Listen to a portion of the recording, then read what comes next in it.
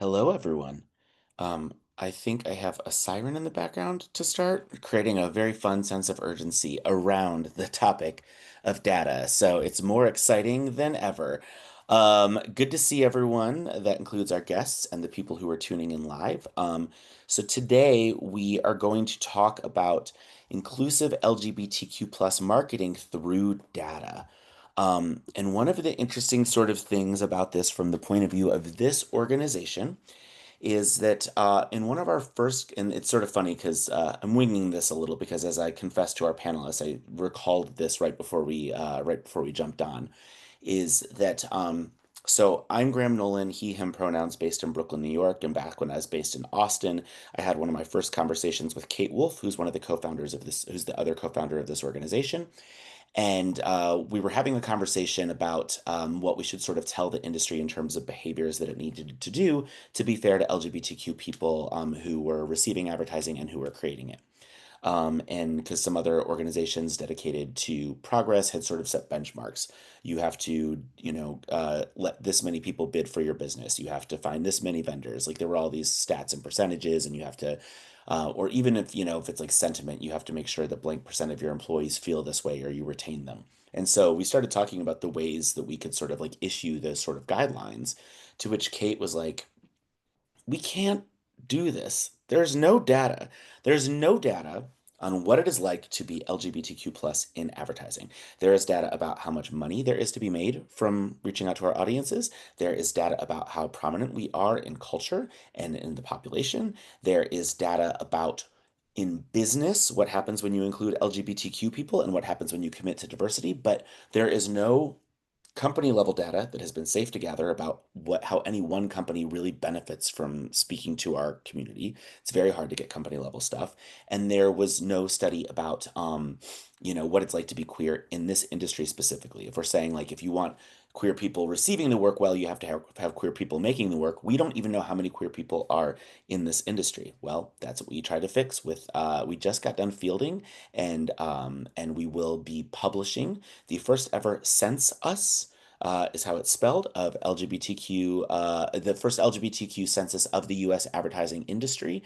And that will show us a lot of insight. But in the process of crafting that, and I know we'll face these challenges as we're publishing it, we learned a lot about why this is all hard. And it's reflective of a lot of what's just generally hard about data. Plus, you add the layers of our community. You have and it's really funny because it's like we did all the methodology on this, and admittedly, afterwards, I started reading the book Queer Data, and I'm like, okay, good. It doesn't. This book isn't telling me that we messed up in any major way. That's good. But one of the biggest things that's sort of been brought up is like there's the queering of data in terms of like making sure queer people are involved. Then there's the queering of data methodologies, which is like to start thinking about the methodologies you have in completely different ways to get new answers from people. So that's like the queering in a very active way before you get to the question of, oh, and by the way, is it even to the benefit of queer communities to be involved in these studies? Wow, which I think we're going to talk about a lot today because a lot of what's collected digitally on us, do we want it collected digitally? So that is the topic, is how we can sort of get through all of those challenges, both from like, corporate procedural levels to the personal level of like, what do I want to share about myself to make marketing more inclusive for ourselves? So as I mentioned, I'm Graham Nolan, and Do the Work is the national organization for LGBTQ plus people in advertising and marketing in the US. We provide a number of programs, including these town halls, mentorship programs, data reports, you name it. Social handles, we've got it. And on top of that, we have a number of amazing guests today. I will be your moderator, and our guests are from a number of backgrounds related to this subject. I'm going to call people in order that I see them on screen and ask them to share some about themselves in terms of who they are and how they relate to this topic. So, Megan, you're first.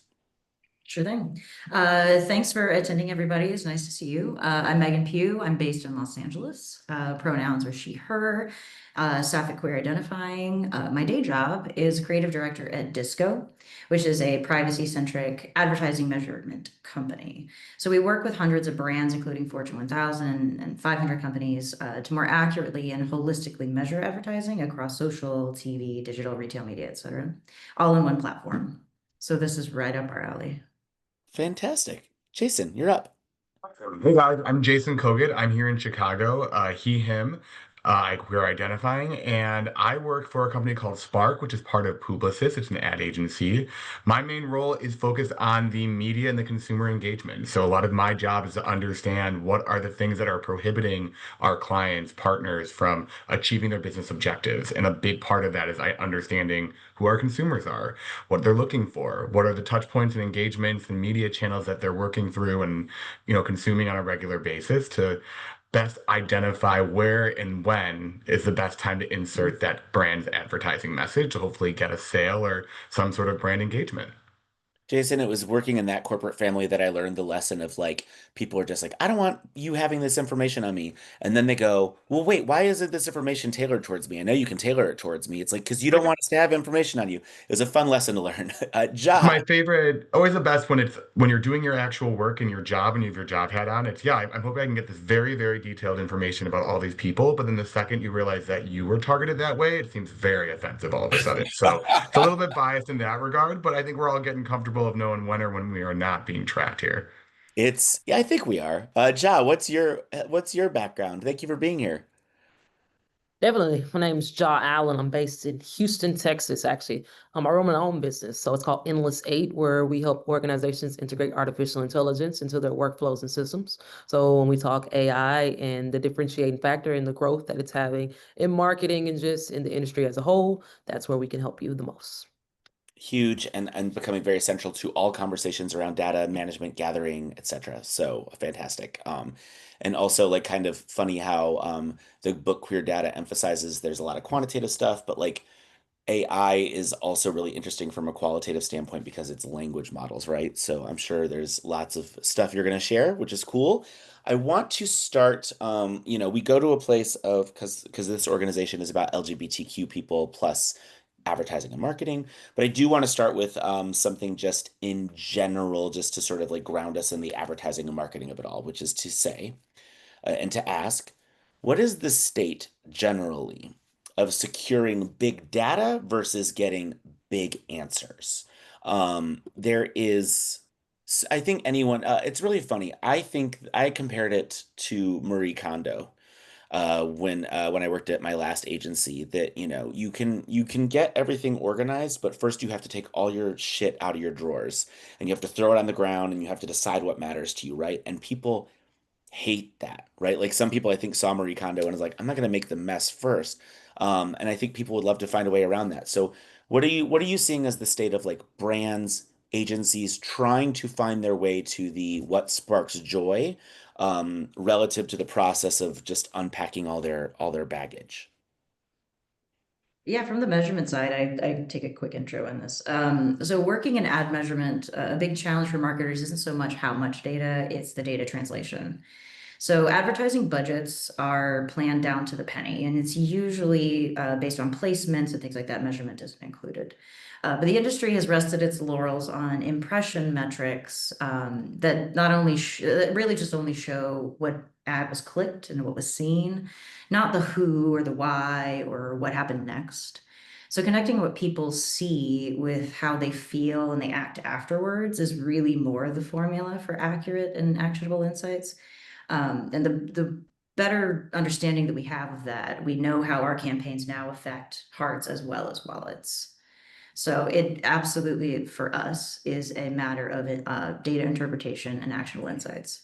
But this actually goes back to what we just discussed about what I learned in the Spark family is like I'm going to be a consumer who's just like, okay, but wait, but I know that you could get that about me. I know you get impressions about me. I've always known about ratings. I'm the average American. Nielsen is no surprise to me, right? Like I know that stuff is collected about me. Why can't you go further, or why won't you go further? Like why is the industry not going past those impression metrics still? Yeah, I mean, I think, and I'd love to hear definitely across the group here, but I think a lot of times it's a combination of things. It could be the client's comfortableness of like what they've known historically, kind of comparing year over year, and if things were done in a different way before something was changed or data was actually understood, decoded, really pulling out those insights, that could be a barrier. But I think it's not so much that they don't want to. I think it's the fact that there's so much data coming at them, they don't know what to do. So your Maria and like condo aspect of it, They're at a point where there is so much stuff on the floor. And they are just trying to figure out now, I've made a massive mess. I have a ton of numbers, but they don't tell me a story yet. Or what is the so what that we're trying to focus on to then craft said story of, did this work? Did this not work? The analogy we always talk about, because writing insights, no matter your level, regardless of within the industry, is a challenge.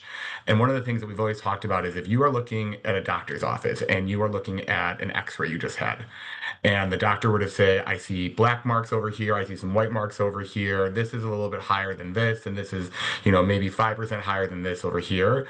That doesn't tell you anything as the patient from the x-ray. What you're looking for is, I am seeing this, but I'm not concerned about this because this is very normal for someone of your age. But this area over here is actually not very normal. So I'd like to do a deeper analysis here and identify what can we learn about why this abnormality is standing out versus some of these other areas that are very typical. So in that same mindset, it's the idea of focusing on the things that are telling you an insight versus just reporting rate of change or something going up or down that might not be very beneficial. Yeah, for us, that's why measurement is an incredibly important part of all of this, is because we can have all the things, and let's say your click-through rate is whatever the industry standard is, but that can mean something completely different from a new brand to an emerging brand to an established brand. So all of those intricate cuts are the things that measurement partners can look at. So it is completely understandable to have all the things and be super confused, but that's where the rest of us come in, is to be able to come in and partner with that and be able to decode a lot of that and really within the nuance of the business be able to say, hey, this is your profile and this is actually what it means for you. As opposed to, oh, I got 3% lift. 3% lift for a new brand could be huge. For an established brand, maybe not. So those kind of contextual understandings of data and analytics is where partners can really help with that. I think all that is good, but I think a big question, going back to what you said, Graham, initially, which is the why. Why don't they? I think it's because they may don't see the need to, like they haven't had a reason to do it. Kind of going back to what Jason said, when it's like, okay, the doctor knows that you're a person of this age, that's why these things are happening. So maybe as things are coming in, they just box it in. Like, I don't have to go deeper because that's always like that. And that's not really what we want to do. That's not an avenue that we want to go down, because then you have to be the person that's going down this avenue that might come up with something that you're not sure of, or all these unexpected things where I can just do things as they normally have been done, as we've done them before. We know the results that'll come back and we can kind of play it safe. So to not play it safe and to go down that rabbit hole a little bit more kind of causes for a person to be, well, do I want to be that person? And if so, why? Why? Like the why behind it. Yeah, it feels Yeah. it's funny. It sounds like a lot of this comes down to tradition and insecurity. It's also, as you talk about this and you talk about motivation, you know what I think of. So I don't mean to be like blunt or sweeping with this statement, but like, so you want the Marie Kondo thing. We assume that everyone wants the everyone wants the neat room, right? But then there's some people that are sort of messy. There's people who are like maybe data hoarders almost, and they get nervous if they can't see where something is because it's in a drawer, right? So it doesn't help them to have everything everywhere, but also they're just like, but I also will never find this shirt if it's not out. Like they want everything there. Like it's really funny because I had someone who works in insights tell me, she's like, it sucks because there's like all these companies that put out like 800-page reports, and we give one slide, right? And that slide incorporates 8,000 data points, and we've got it down to this. And it's right, but the hardest part is telling people that, like, when they're just like, but did you account for this? Did you account for this? Yes, yes, yes. We got the answer here. You don't need to see all 8,000 points, right? But they're like, but I want to, right? So there's this weird, like, I eventually want to get to the Marie Kondo place, but I also never want to not know that I have everything accessible to me at all times. And then that's when they get insecure too, because people are afraid that they're missing something, right?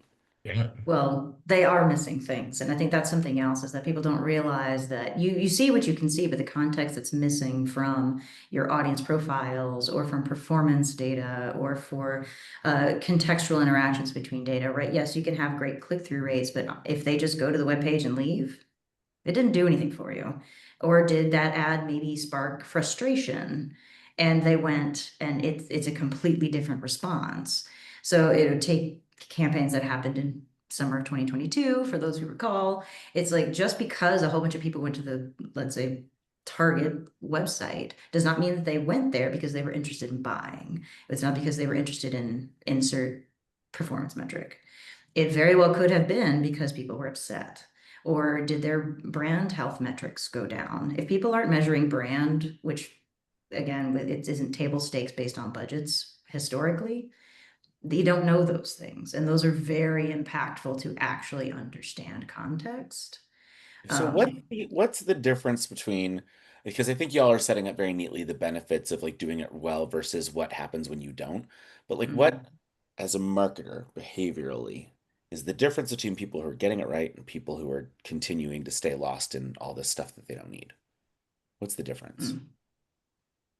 I mean, Jump in is it first. I will say when we go back and forth, you need to make sure we're being very clear of what are we looking to answer.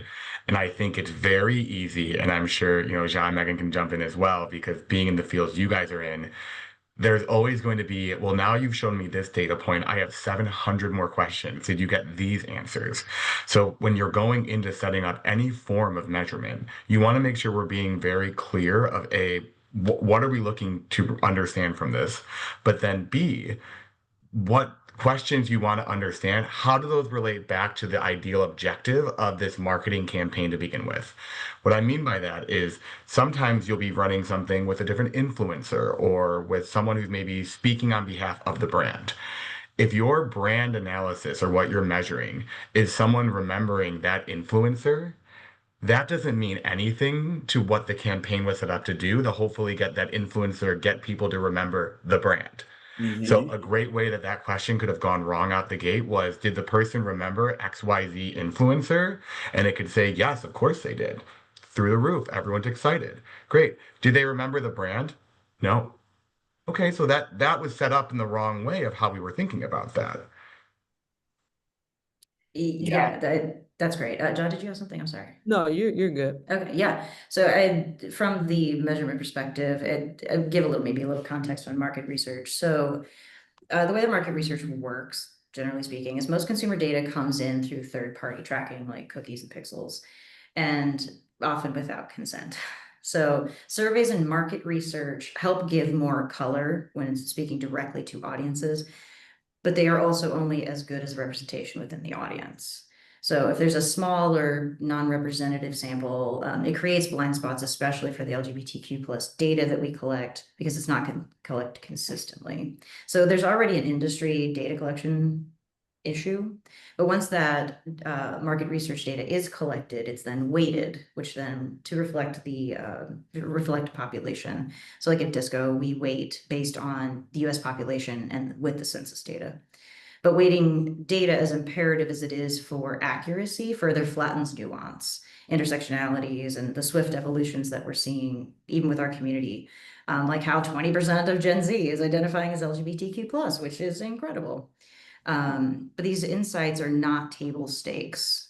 So it's not only is it not people are not asking the right questions, we also are doing a disservice to us in the industry to not actively consistently measure diversity, whether it's queer or otherwise. So it's multi-pronged in the sense that we all could be tackling a little better.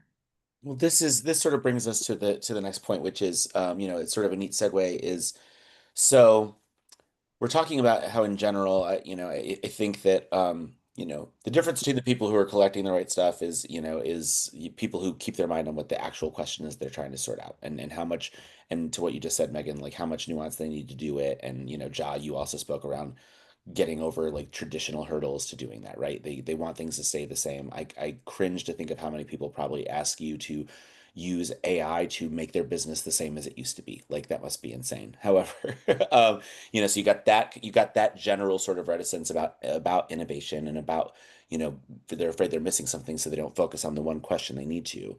Then that gets compounded, right, with organizational fears or around whether LGBTQ data even gets collected. And there's a lot of external pressures on that, right? There's a lot of, admittedly, it's like, when you're doing the first ever LGBTQ census of the US advertising industry, it's like we're going to show how much we're here. how does that serve us, and how does that maybe make us more of a target, right? Like there's consequences to all this stuff. So how are you seeing in your work, or across your careers even, how have you seen all these external pressures from society impact whether or not queer people are even included in data? I think right now, when it comes to queer people being included in data and just in general, I think kind of you just spoke on it. I mean, it's one of those things where I have friends and colleagues that decipher if they want to be included at all. Do I want to be included, or do I want to just sit back and, let everything fall wherever it may and just kind of go with the flow? Hmm. So that's personally just what we're seeing, where it's like it's either people are, hey, they're out here, I want to be known, I want to be included. I was just talking with a friend earlier, and somebody's running for office because it's like a political season here in Texas where they're voting for just local and state. And one of the people that's running, she was put on what they call like some type of hit list, her and her wife, because they're just outspoken, they're lawyers, and they're just very outspoken for the community. So they're put on like some hit list. And then my friend said, she asked them, well, if you're put on this hit list, why would you run? Because that's just exposing you more to whomever is really looking at that list or paying attention. And then her response was just, well, why not? So I think we're coming across that where you have those people where they're just like, yeah, I'm still gonna go after this. I'm gonna stand on this. This is what I believe. This is who I am. You can't shut me up. And then you have those other people that are just gonna sit back and they're gonna wait for things to cool, or they're just okay with closeting it, for lack of better words, themselves, their identity. And I don't think it's nothing wrong with that either. You know what I'm saying? Everybody has their comfort level. So depending on the person and depending on who they are, I don't think it's wrong either way. But I think we're just now at a choice, and that's how it should be. People have their choice to either be very progressive out there and move forward, or people have their choice to be, hey, that's not my lane. I'm okay if we're not, I'm okay if no data on us is collected. I'm okay if nobody even knows I exist. I just want to live here with my family and not be a target for anything that might come after that. So, hey, you know what I'm saying? Just pick your poison, you know? I mean, look, I am 99% of the time just like I will be as advocaty as I can be, just as like, out there front and center. But like when certain things happen and things get scary in this country, I ask, all right, what if I had to like take my queerness off of like my profiles? What if I just had to for my safety? And then I'm just like, I just can't at this. There's too much data. Like it is this is, again, that's why it's like it feels like the most like quantitative numbers and ones and zeros kind of thing, but it's also why I can never for the rest of my life pretend to be straight unless I, convert back or something like that. So it's just like because of data and what's available to marketers and to people. So yeah, it's a real issue. Think I you mean, just we've different. always You know the laughed. answer. Yeah, You go ahead, John. I was like, that's because you're in the know. And I think that's what this call is about, with like, how can others get, but most people don't know, like they're in their box. They're in this thing where they just don't know. And you've done all these reports, so Yeah, you're but like, so there. what you're saying, like, there's people who are just like, if I took my queerness off of my LinkedIn, then no one would know anymore, right? Is that sort of No, the, no, no, you're right. You're right. And yeah. you have those people. And I know I try not to judge them, and I just be like, Good luck, y'all. Yeah. Right. Well, and I think there's a difference there between like what is being served to you in the comfort of your own screen versus what is being externally shared with others. Like a Mhm. joke we've always laughed about for some of my other queer friends is the fact that like something like TikTok that has such an aggressive algorithm that clocked I was gay before I even knew myself I was gay at some points. So the idea that it was able to move that quickly, you can take whatever you want, nothing in my profile outlined anything, but it's the engagement or what you're even doing in your subconscious that you're going to start to realize you're going to get pinged or classified, maybe not with my name, Jason Kogut, but with number 123. And that's where they're classifying me regardless of what I've proactively identified. But I think it goes to your initial question that was as you think about what this data is going to be used for. So even though we were laughing in the beginning of, oh, people get nervous of when you want the data to do your work versus when it's you that are being included in the data, this is a great example of there is a reason why right now people are concerned of you being included because maybe it's not going to be user 123, but if Jason Kogut starts to be appearing on a list and that list is for something hateful or that's going to harm me, then that's where I'm going to be concerned. And that's where you're going to start really thinking about it. Versus us in the marketing community, I can't speak for everyone, but I feel like a lot of people might identify the same is when we get the opportunity to be represented in some sort of way, I always want my stuff. Take the cookies, take this. Come on, come get our information. But that's a very different persona for people, maybe not in the marketing world. Definitely. Definitely. That's completely fair. Yeah, we have to hold multiple truths at once, right? The one truth is we really don't have control over what is being scraped, right? Cookies are not going away. I won't name any company names. AI is scraping the internet. There's lots of other factors that we can't control. And we control what we can, but there's these other two instances, and that's not only holding up the legacy of our community in us, whomever feels comfortable being those pioneers of messaging or even just representation, whatever the case is. It isn't for everybody, but it is for those who are very active in it. It's a very big, so we're standing on some shoulders, and we need to brace for other people to stand on ours. From a marketing perspective specifically, it's like brands, especially John was talking about this, and others had mentioned, is the idea of like even like what can we do, like where do we even sit with as a marketer with this? So there can also be this difficulty about like you said, how do we collect data but we do it in an altruistic way, which is a wild thing for the industry to say. But it isn't completely impossible. So as brands and marketers and those who are using and collecting data, if we are transparent and use it ethically, it can be an agent of change. So when people understand why we're using their data, like to improve representation rather than profile them, people tend to engage more. We found that 41% of consumers actually lose trust in a brand when they retreat from DEI. But brands that hold their ground saw a 43% lift in support, especially from Gen Z and LGBTQ consumers. So ultimately, data collection, kind of back to the political things we were talking about before, it's like data collection shouldn't be a political act. It should be more of like a trust signal. Like when data is handled ethically, like I said, and with care, it strengthens insights and audience loyalty. So It sort of seems like we sort of determined that like the difference between people who are finding big data versus people who are finding big answers is they keep their mind on the question, right? And then what I'm sort of hearing from you is that like and from this part of the discussion is like, and the way to make sure that that happens ethically is to keep your eye on like why you want to ask that question, right? Like what are your methods, or what are your motivations for using it? um there's so we okay, good news. If we get really conscientious and we have open conversations, we can figure out what our methods are, and like, and what our motivations are for finding this stuff. But now we have to account for a new player in the game, who is a new character in just about every story and narrative that we have to talk about, which is AI. And just to make sure that people are familiar with the concept that I'm introducing next, because I just won't assume that people know it, there are virtual focus groups that are basically being used, in the virtual reality space, or sorry, in the artificial intelligence space, to I used the wrong acronym, um, to project what they think that people would say, basically.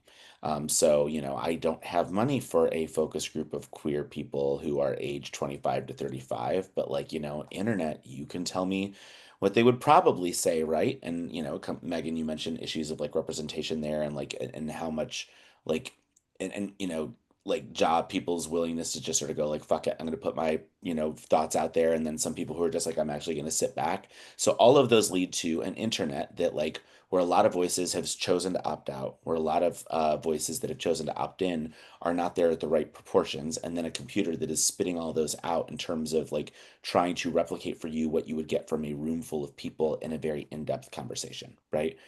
Very interesting sort of way to like, this is revolutionary for like every industry, and it's a pretty jarring immediate application of AI, especially if you consider, by the way, again, that we went from 5 years ago founding to do the work, no information about what it's like to be queer in advertising, to today when we could say, hey, internet, tell me what, why don't you generate what you think it's like to be queer in advertising? So what a leap. What is the role of these AI generated queer focus groups in the ecosystem of resources? Are you seeing them being used? Are you seeing them being taken seriously? What doors are they opening up? I would love to know like what you see in terms of the application of this technology. To be honest, I haven't seen them like really at all. Um, Okay. Especially not, but if I had to say, that might be because people are not taking them seriously. Because I feel like my feed, kind of going back to Jason, his feed, my feed is filled with AI. So, if anything, TikTok knows 1, 2, 3, that's AI, beat AI, AI, AI. So I haven't, I would think that it's not being taken seriously. I don't think a lot of anything with AI, the only people that I see AI, like really taking AI seriously, is enterprise. Small business owners are now catching on. They're really taking it seriously. But the average Joe Schmo consumer is not like a serious gun ho AI type of person. And from what I've experienced and what I see, and just, they're not, it's like another day for them when we talk about AI. I was just talking with someone earlier, and she was, partnering on an opportunity. She's like, yeah, I want you to come in. You can teach the Gen Alpha or whatever, like after the Gen Z, the Gen Alpha, I believe. But she's like, you can teach them AI, and they want to learn AI. And I was like, well, to be honest, they're not. AI is just something cool. Like it looks cool. That's really it. But it's not something that they're just looking to, oh, I need to learn this because I'm gonna be a millionaire. Some of them, yes. Majority of them, no. So when we come from a focus group, I think it's definitely could be useful. It could be needed. Like we all know with AI, you are able to dissect a lot of information at once. It can pick up all those different hiccups. However, it can also get certain things wrong as well, and it can miss things too, depending on how much data it's trying to really go through. Sometimes it can miss things. So that's also to be noted. But typically you can put in a lot of data and it's able to dissect it better than the typical human. It's able to maybe give you more reference points that you may have overlooked or would have took you longer to find when we talk about AI. So I think a focus group wouldn't be a horrible idea. Is it something that's being taken serious and people are really interested and want to do it?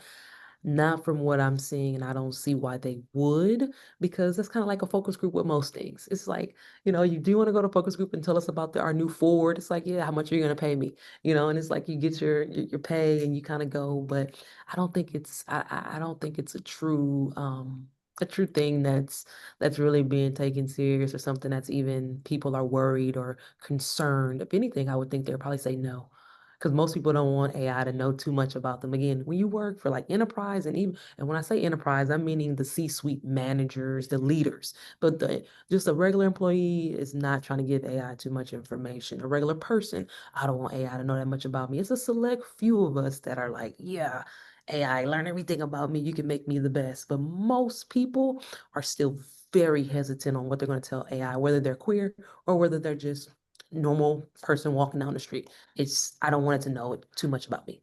Yeah. That's interesting in light of the fact that I feel like the focus group thing is one of the only tactics that I've heard, from like, conferences. I just went to advertising week a couple, Mhm. weeks ago, and it was just like, we're experimenting here, we're doing this, but like, the focus groups, they'll sort of say it as if oh, of course we're using those. So I think that in some pockets they're getting treated as one of the easiest way to access the tech. Megan, Jason, are you seeing anyone any people you're seeing people run these?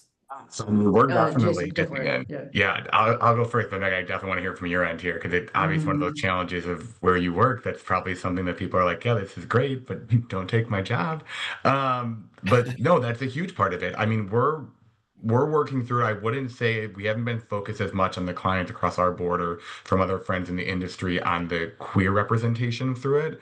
But from a focus group alone, it's definitely becoming more and more popular because if you are able to set it up properly or you are able to get details back on creative reception, on lookalike models that are audiences that are being based on your first party data. That's where people are getting excited because it allows that movement and learning phase to happen so much faster. The biggest thing, though, that we have focused on is, well, what is the pool of data that you are using to quote unquote create this focus group? And I think, Ja, you hit it on the head in the sense of like, if you're just going to go out there and say, okay, anyone here, I think the reason people shied away from it initially was because it was just sweeping the internet. And we all know there's some wild stuff out there. So there's no validity, there's no real representation. It might not be the best place to just go out and ask a chat GPT, I have these questions, and then come back with whatever you were able to find.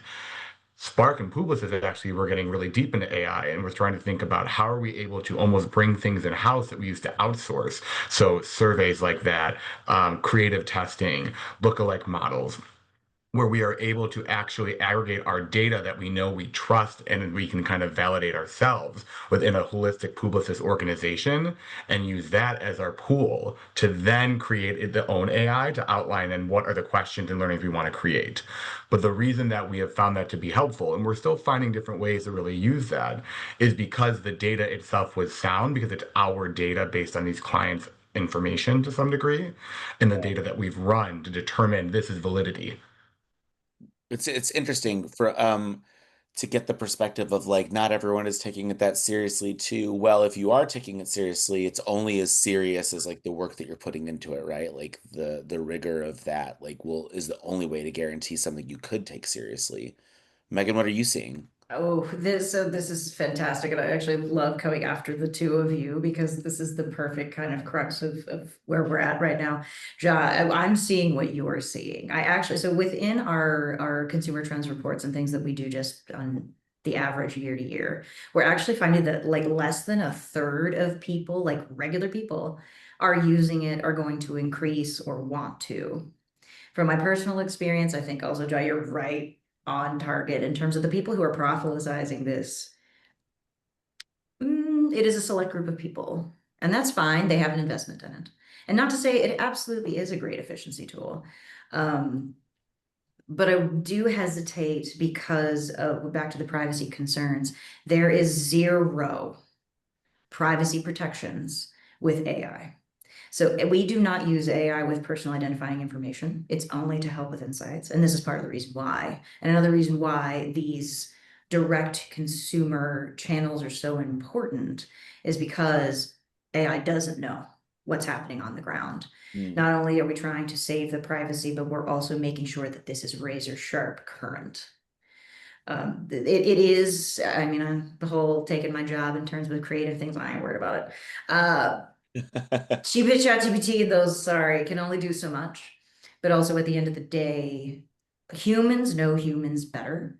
Yes, it may take longer. And I'm not saying I'm not anti-AI by any means, but using it for specific uses within guardrails is something that I don't think is done enough.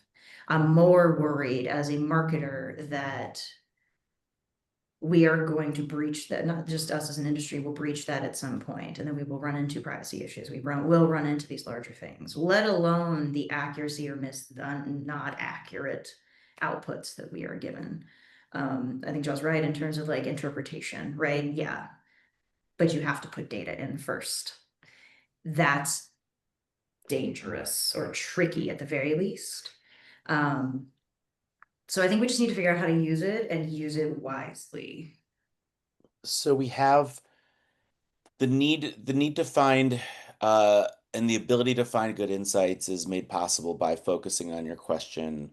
And then the ethics of how that's applied come from like the motivation behind why you're even asking that question. And AI can help you explore these questions, but you have to apply your motivation to them, right? So that's And as a marketer, your you have to know. Yeah, I'm sorry. Like, yeah. Oh, like if you walk into something and you know nothing about it, how could you possibly know if it's right or wrong? So some of it is also like we have to know our business and what we do to be able to also hold it well. yeah. So I think it's also a responsibility on us and any AI user for that matter.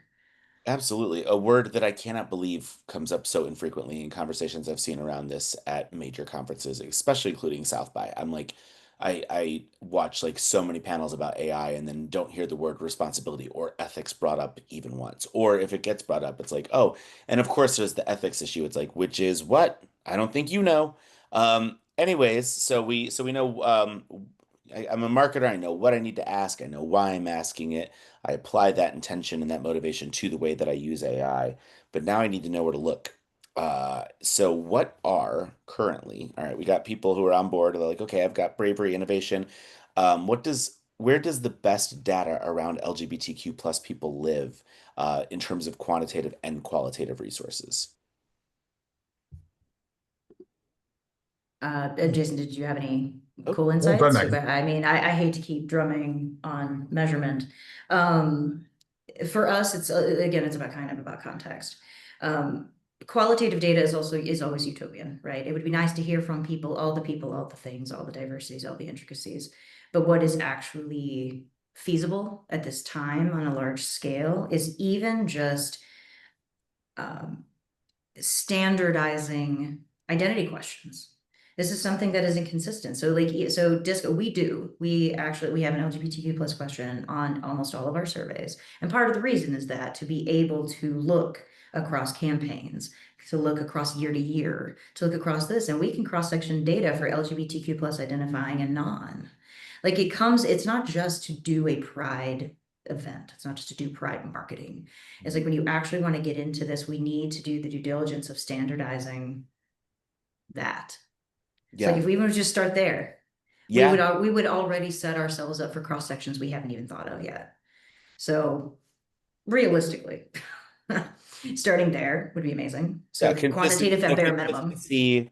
It's going to be important as you pull from different streams, even though like they may each have their own merits. That like we have to get a little bit more apples to apples with what we're looking at, right? Like Mm-hmm. this is really Oh funny yeah. because as I was reading the book Queer Data, and actually no, I'll give the example of the census again, like the accordion that we kept playing and constricting and expanding and constricting and expanding was all well, if we have, and I'm sure that you dealt with this with getting to your the way you ask the question for disco in a standard way, but it's like, if we include all these different gender identities, then it will be smaller groups and it's harder to get statistically significant numbers of them. But also if we group them together, then we lose the nuance of the study, right? So wherever you're getting this stuff from, like, the ability to compare it towards other data sets is going to be really important. Well, Yeah, and I you think go the to hardest Spark. part Yeah, go. is there are so many nuances. I think that's the hardest part where even when Yeah. you look at, I want to look at year over year, I want to look at, campaign over campaign, audience over audience. But, Megan kind of already hit it on the head is depending on the time and the budget and the size of the audience you're actually going off of, while survey data is incredible to really understand like true outlines of insights, beliefs, thoughts, behaviors. It is so tricky to get it comparable and be that apples to apples to your point that you talked about before. And that's something where we have seen that where even if you're running, quarter over quarter, okay, well, was that a holiday quarter versus, an off season? Right. Was the sample you were able to get, this one actually was 80% women. I mean, no partner let you do something like that if you wanted to mix, but like, were you able to understand like when the data came back, okay, it was 100 people versus 100 people, but who were those 100 people? Was it dramatically different? So there are things there where we do our best to set the stage to identify with the data that's coming through. What are you taking with a grain of salt as almost a learning that we know we have to do more research or more testing to validate if this is true versus the take it at face value because we feel really good because that's the easy answer. Yeah. That's a great point. Like I would love for us to collect all of the nuanced data. Let's say someone comes to DISQO, like, hey, I want to do a trans only study. Huh, please bring that to me, audience who's listening. At the same time, and Jason's right. I mean, take Spark, for example. It's like if they're like, hey, the goal and the question really is like even just queer versus not queer, right? Like those things are still just as important, and we're just not at a place in which, let's say, and we only have two trans people who like answer the question. Are two people of any identity really, is that representative of the entire community? This is where it gets difficult. So if we also don't do it to ourselves and kind of parse our own community out too much, it's these baby steps of progress. Like we have to walk before we crawl. So we So talked about it even earlier of like what else is happening. Like when you're going in and setting the landscape for a client of what's happening with their business, you can't mhm. ignore what's happening around their business. So yes, the easy answer is, well, what are your competitors doing? That's great, but what's happening in the category? So one of the questions we talked about earlier is like the state of the world and like that fearfulness or the ability of maybe being vocally out or putting your information in your profile. If you were to ask this question maybe 3 years ago, might be a different conversation of what people are willing to say or what information be coming through from a queer plus focused study. So I think there's something there of like, well, how do you incorporate that and then identify what are the things that might be driving a behavior or insight, given it's not just the data you have in front of you, but the information that impacted the data that you're reviewing in front of you.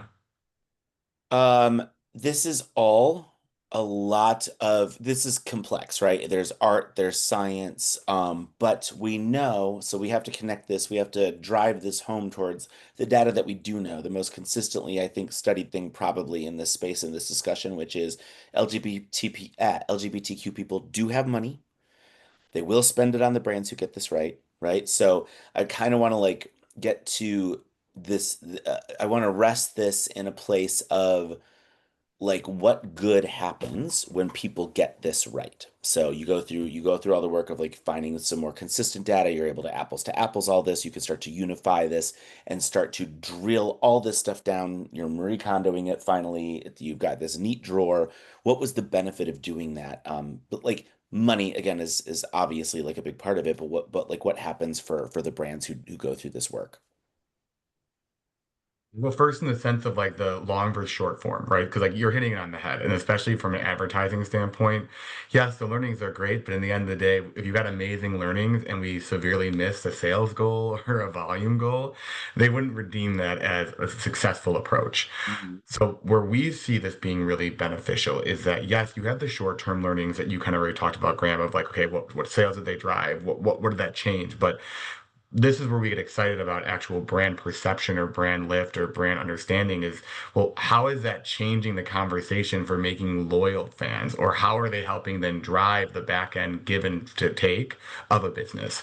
And what I mean by that is, yes, there's the immediate aspect of sales, but if you're driving in now a new audience of consumers and they're bringing new insight, wants, demands, that's going to help you as a brand to not only say, okay, I targeted these people, but I'm able to think through how we're changing our business to now take that feedback into account and ideally then grow even further. But that's a much longer form measurable output that depending on where the brand sits, their comfortability of everything, their willingness to really commit to a new audience coming in and wanting to hear that feedback, that's going to change if they're willing to wait and take that detail to then grow and change over time versus maybe the first 6 to 12 months.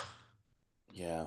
Yeah. That's interesting because I think Yeah. most people are afraid of most of the brands that make their way into like the public eye for making missteps, like messed up on something tactical, right? They ran the wrong ad, they did the wrong thing, and everyone debates the creative, but I'm a big fan of like strategy and some of my I've loved strategy for as long as I've been in this industry, and I'm like, but these are strategic questions, and no one who applies the amount of work to strategy that you just sort of outlined would ever have a problem with one of those tactics, right? So they don't see the long game. They continue to see queer marketing as a tactical game, and which is why they do everything during Pride, right? Megan, Ja, any other thoughts on like what good gets unfolded when we do this right? I do, but Joe, I would love to hear if you have anything. No, Jason said everything I was gonna say, which is brand loyalty. I Yeah. mean, Okay. that's what it comes Yeah, down yeah. to. Yeah. So So yeah, I'll pick up actually both what you guys both had some great nuggets in there is that brands and companies seeing how identity aware advertising performs across the funnel is something we don't do a great job of and would actually help marketers' confidence greatly. So for example, targeted social ads. So let's say instead of spray and pray, which I think most people understand, but it's the idea that you put out like one creative, one message, you put it out to everybody, great, all the people, all the messages, all the places. The problem is that that does not resonate often with most people.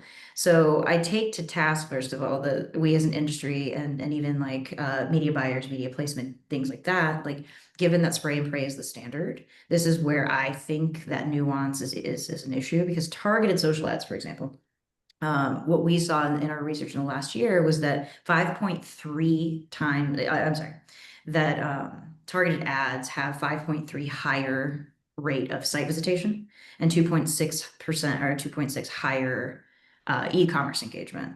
So if you go to where we are, you meet us where we are with the right messages, not everyone everywhere, and you spend that time to be nuanced in your media mix, you have a much uh, more of a superpower in terms of the sense of like actually getting the results you want. But you have to take the time to sit down and do that. So if we are willing to kind of stop the machine for a second and say, hey, let's make a queer coded ad for queer platforms only. Other companies won't necessarily have that issue of, oh, you put out a queer ad to everybody. That doesn't have to be the issue. Yeah. Well, I think it's the authenticity of it too. Like I think 100%. what you just said is a great call out of, we talked about everyone loves their favorite game. Here comes Pride. Let's see all the rainbow logos that just popped up on LinkedIn. That's Oh a yeah. very different approach than, okay, this is a commercial for whatever product, and it happened to have two moms. There wasn't a call out that there were two moms. There wasn't a huge expo that, oh my gosh, this is different. It's just the fact of on this shot, there were two moms. That's representation that could be used in just maybe queer representing mediums and things like that. But I think that's the conversation of if you want to figure out how you are ensuring they feel seen or that this is customized towards them for any sort of dynamic ads. It can't just be, okay, great, we have identified that this is a queer consumer. Now let's weirdly place two women or two men, like whatever that might look like. That's not going to work. It's the idea of they are authentically seeing that we are people, not just queer representation.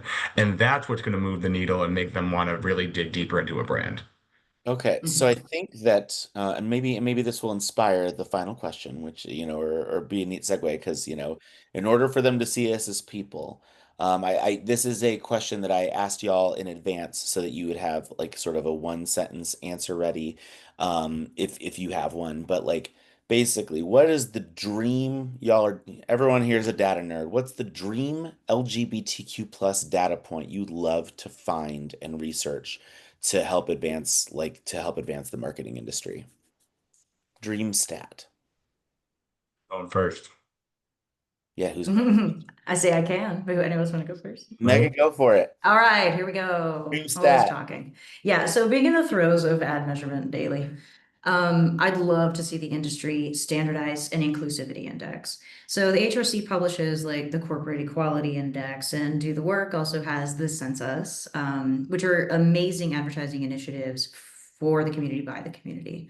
But the industry needs to follow this lead. And if we standardize, it's actually a great segue into what Jason was saying, is that if we can standardize measuring long-term impact of brand inclusivity, authenticity, and like value integrity, and how that affects trust, loyalty, purchase, all those things, that is what I think is going to not only drive immediate engagement, but it's also about us keeping us accountable, even as our own as an industry, of like how we live, work, and advertise in the world.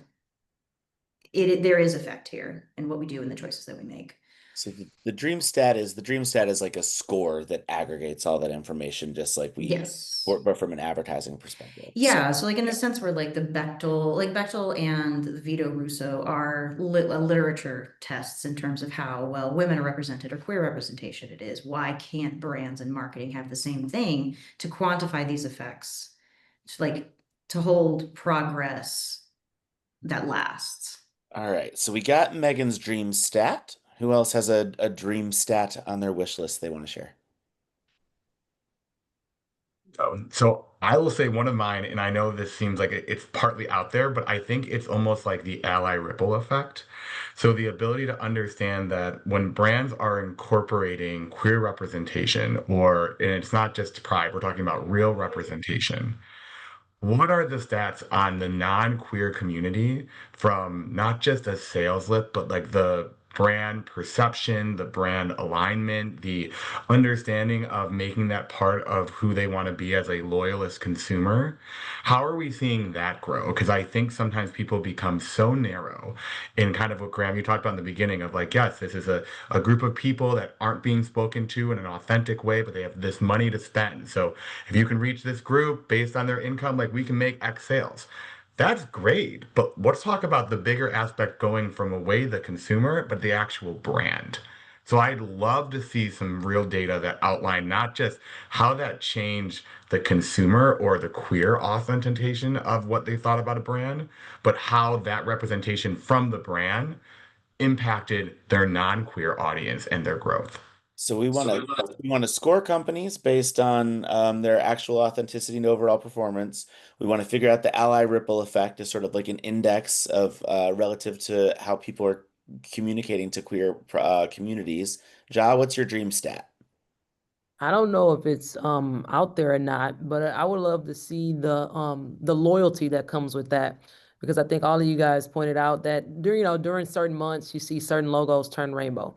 That's cool and all, but what does the loyalty look like when you're a brand that consistently shows up and represents the queer community on a consistent basis and showcase the loyalty that the queer community has for that particular brand, and then by default that'll transition to numbers and data as far as how much are we actually making long term. So not just for the month of June or whatever month your pride is in, for the entire life cycle of that particular person. Like, hey, we endorse, it can be anybody. I don't want to say any brand names, but a brand consistently shows their loyalty to the community. And then for a life cycle, they can see how this person started as a consumer and was here and how it just slowly either elevated or stayed the same, but that consistent ROI or that consistent just loyalty that that person had, because I think that trickles over to their kids or, like kind of going, Jason was pointing to the non-allies, but naturally the next point, if they have children, usually you use the same products or you use the same brands that you grow up seeing, knowing, or your parents having. So now we didn't only just buy this because they were representing of the community and that was their mom, but now they may not be queer at all. They might just be an ally, but now they brought it into their household and so on and so forth. So it's a So we long data point, but just a consistent showcasing of that. Yeah, and one that's inherently not short-sighted. So our dream is to have a corporate performance index specific to advertising. We want to measure the ally ripple effect of queer investment, and then we want to figure out a long-term loyalty factor to this. So we invite everyone who's watching to help build towards those numbers because they are possible and viable, right? Which is great. All right, I want to ask very quickly because we're running near time to just thank you so much for all being here, for sharing your expertise. I'm going to call on you again one more time to just share how people can reach you. Ja. LinkedIn, social media is the best one. JHAALLEN on Instagram, TikTok, and LinkedIn. Fantastic. Jason. Same with LinkedIn. Look for me, Jason Kogut, Kogut at Spark, and I'd love to continue the conversation. Megan. Ditto to all those. Megan Pugh, LinkedIn, also the best. DISQO with a Q. But yeah, that'd be perfect. Also would love to talk data details and all this kind of marketing nerd stuff. It's amazing. Very cool. You can reach Do the Work at Do the Work.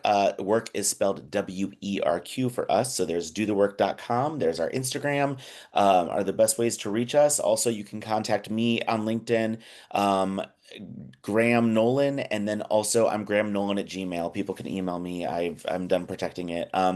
Thank you all very much for, you see, I'm just giving my data away and we'll see how I suffer for it I later. mean, we already had it. It's fine. Yeah, everyone has it, right? So it's cool. Thank you all very much for helping explore the possibilities here. I think that anyone who was interested in finding their motivation for figuring out the data puzzle would not only like see the reasons why, but also understand the questions they need to ask themselves from this. But again, hopefully folks will reach out to you if they want to continue to ask those questions. Continue to, if you have not, sign up for the Do the Work newsletter or follow us on social to see future sessions like this that happen on a monthly basis. I forget what the next one is, but it's going to be It's going to be another, I think it's another marketing area and topic. So thank you all for being here. Thank you to our producers and our programmers and the full team that goes behind promoting and posting this on YouTube. We have a YouTube channel. So thank you all for what you do to create this. And we will see, hopefully, all of you very soon. Excellent. Have a good night. Bye, everybody.